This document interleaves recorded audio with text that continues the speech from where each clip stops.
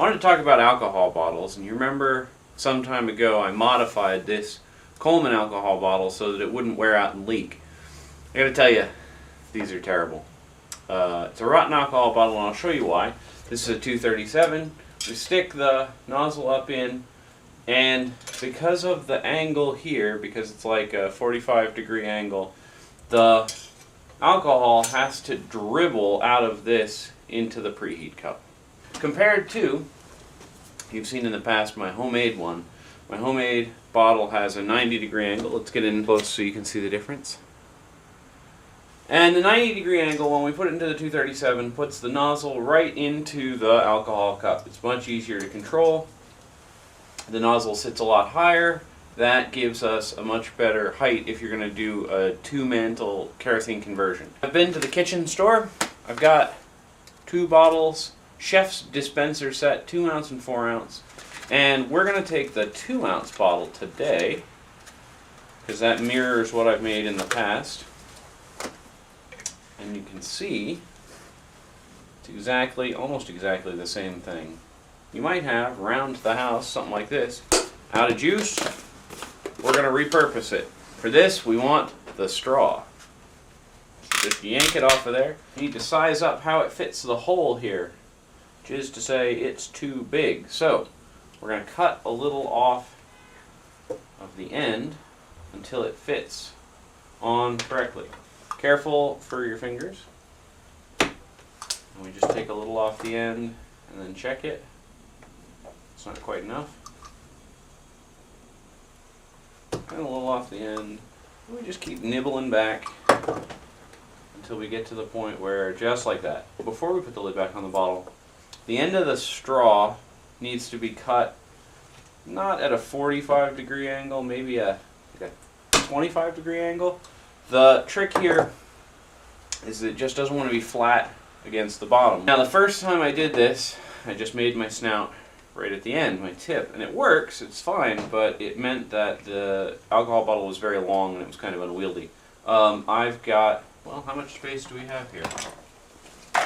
On the one I built, we get about 2 1/4 inches before the turn. So we take our new bottle and we're going to mark on the straw. We'll make a mark where it exits the bottle, and then we'll measure up 2 1/4 inches. And I found the 2 1/4 inch mark by experimentation more than anything else. You need to put that 90-degree bend in, and the easiest way is with some heat. So we'll take my igniter here, and just heat this up a little bit, and bend a little bit, and blow. And the blowing makes sure that the pipe stays open. And you may have to go past 90 degrees, that's what we're going to have to do. Go past 90 degrees because it'll relax into it a little bit.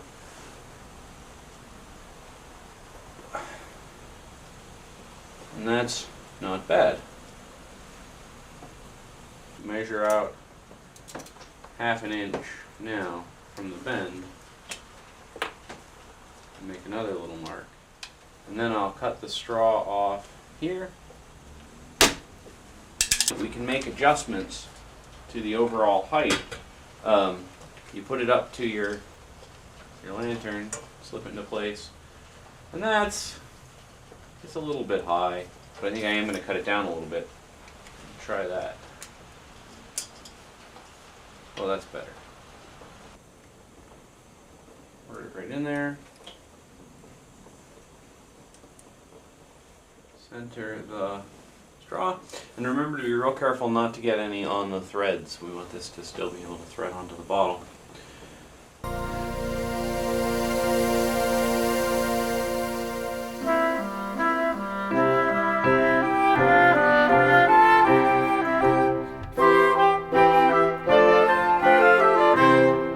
Alright, let's give it a try.